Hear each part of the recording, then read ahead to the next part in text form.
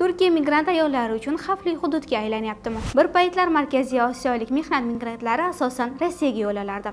Ammo 2014-yildan boshlab vaziyat o'zgardi. Ko'pchilik Turkiyani tanlay boshlashdi. Bunga vizasiz tartib, madaniy yaqinlik va ish topish imkoniyatlari sabab bo'ldi. Ayniqsa ayollar soni tez ko'paydi. Ular asosan uy xo'jaligi bilan bog'liq ishlarda ishlay boshladi. Ammo vaqt o'tishi bilan Turkiyada ham migratsiya siyosati keskinlashdi. Iqtisodiy muammolar va migrantlarga nisbatan salbiy kayfiyat kuchaygani ortidan yashash ruxsatnomalarini olish qiyinlashdi va noqonuniy ishlashga qarshi nazorat kuchaydi. Qirg'izistonning Istanbuldagi konsuli Arslan Takabayev ma'lumotiga ko'ra, 2024-yilda 4700 nafar qirg'izistonlik deportatsiya qilingan. 2025-yilda ham bu ko'rsatkich deyarli shunga yaqin bo'lishi mumkin. Oqibatda minglab odamlar hujjatlarsiz yashashga majbur bo'lib, huquqiy himoyadan mahrum qolmoqda. Faollarning aytishicha, ayrim ayollar yillar davomida ishlayotgan uydan tashqariga ham chiqmaydi. Ba'zilari esa dam olishsiz deyarli sutka davomida ishlaydi. Ularning fojiali o'limi ham sezilarli darajada oshib bormoqda. Jumladan 2026-yil 24-yanvar sanasida Istanbulning Shishli tumanida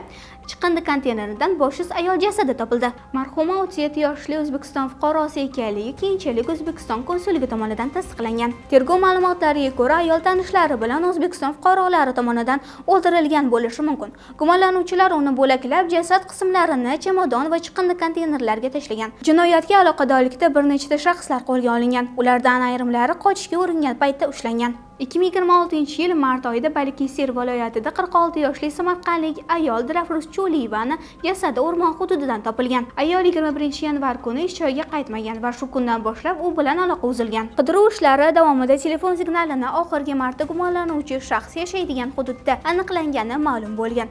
Keyinchalik o'rmonda topilgan jasad uning kiyimlari va yaqinlari bergan ma'lumotlar asosida ehtimoliy ravishda Dilafruz Cho'liyevaga tegishli bo'lishi mumkinligi aytilgan. Umraniya tumanida ijaraga olingan kvartirada 37 yoshli Durdona Hakimova va 32 yoshli Sayyora Ergashaliyevalar o'ldirilgan. Tergov ma'lumotlariga ko'ra, ularning jasadlari bo'laklarga bo'linib, turli chiqindi qutilariga tashlangan. Politsiya dastlab Sayyora Ergashaliyeva 23-yanvar kuni bedarak yo'qolganini qayd etgan. Keyinchalik o'tkazilgan tergovda ikkala ayol ham bir manzil bilan bog'liq holda o'ldirilgani aniqlangan. Bu fojiali holatlar Turkiyada mehnat qilayotgan o'zbekistonlik migrant ayollar xavfsizlik masalasini qanchalik dolzarb ekanini yana bir bor yaqqol ko'rsatmoqda. So'nggi oylar ichida yuz bergan bu kabi jinoyatlardan faqat jamoatchilikni larzaga soldi, balki chet elda ishlayotgan fuqarolar, ayniqsa ayollarni himoya qilish, ularning huquqiy va ijtimoiy xavfsizligini kuchaytirish zarurligini ham kun tartibiga olib chiqdi. Mutasaddi idoralar va diplomatik vakolatxonalar tomonidan profilaktik choralar kuchaytirilishi, migrantlar uchun xavfsiz mehnat va yashash sharoitlari nazoratga olinishi esa bunday og'ir jinoyatlarni oldini olishda muhim ahamiyat kasb etadi.